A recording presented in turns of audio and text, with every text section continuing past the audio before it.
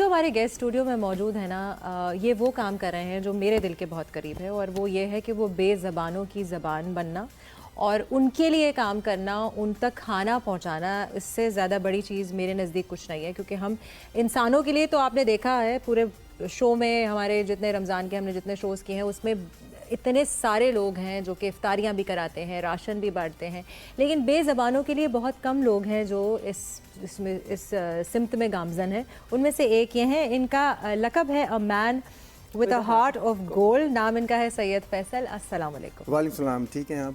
मैं बिल्कुल ठीक हूँ, आप बताइए।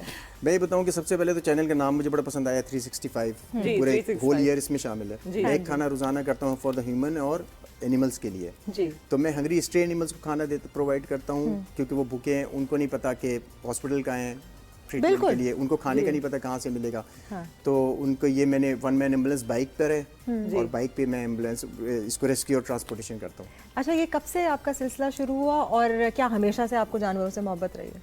जानवरों से तो बचपन से मुझे मोहब्बत थी, लेकिन हाँ। ये मेरे जब वालिद साहब की डेथ के बाद मैंने सोचा कि मैं सदका जारिया बन जाऊँ।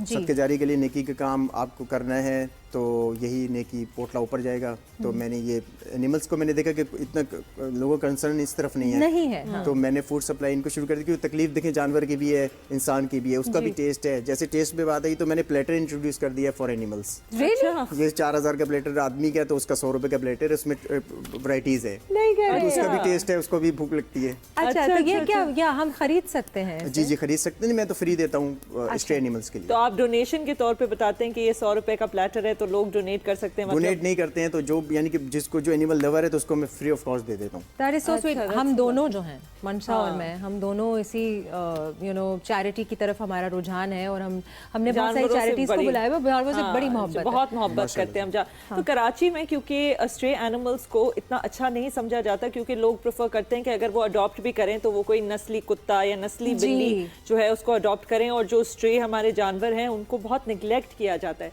तो इस हवाले से आपके क्या तासुरात हैं? स्ट्रे एनिमल जो है वो गरीब डॉग है और कैट है, उससे ही आप जन्नत में जाएंगे। आप पेट से जन्नत में नहीं जाएंगे, कि पेट तो ऑलरेडी खाया पिया हुआ है। जो पौधा सूखा है उसमें पानी दें, जो हरा भरा है उसमें पानी की जरूरत नहीं है। अच्छा, मैं इसी मंशा, तुमने पॉइंट बहुत अच्छा उठाया और मैं इसके ऊपर ना थोड़ी रोशनी खुद डालना चाहती हूँ। हम लोग जनरली ऐसे पेट्स लाकर अपने घरों में पालने की कोशिश करते हैं जिनका हमारे क्लाइमेट से और हमारी जगह से कोई लेना देना नहीं है। स्पेशली हस्कीज हो गए और पर्शियन कैट्स हो गई, जो कि मेरे पास भी हैं, बट वो सब रेस्क्यू हैं। और उससे ये होता है कि वो जानवर जो है, बिकॉज हमारा मुल्क जो है वो गर्म है, हम जहाँ रहते हैं जो वो खाने पीने की चीज़ें उनके लिए उस तरह की दस्तयाब नहीं है। और हस्की एक साइबेरियन जानवर है जिसको शदीद ठंड में रहने की आदत है। हम लाके ज़बरदस्ती, और उनको यहाँ पे कोशिश करते हैं। जो नॉर्थ में तो फिर कहें कि ठंड है, यहाँ पे कराची में तो बिल्कुल नहीं। तो ये जो जानवर जिनको हम स्ट्रे एनिमल्स कह रहे हैं, which there shouldn't be stray, they should be called local animals, उनको आपकी ज्यादा जरूरत है और वो आसान भी होते हैं पालना। मेरे पास ना रेस्क्यूज हैं, मंशा के पास भी है, पेडिग्री भी है, रेस्क्यू भी है, मिल गई है पूरी। जी देखिए, मैं फूड सप्लाई करता हूँ ना, तो जो मैं आपको एक बात बता रहा हूँ कि मैं जब गोश्त दे रहा होता हूँ तो मेरे गोश्त देने में उसका भला उसका पेट भर रहा है जी। लेकिन बाज लोग जो है वो गोश्त में जहर मिला के दे रहे हैं। जी बिल्कुल।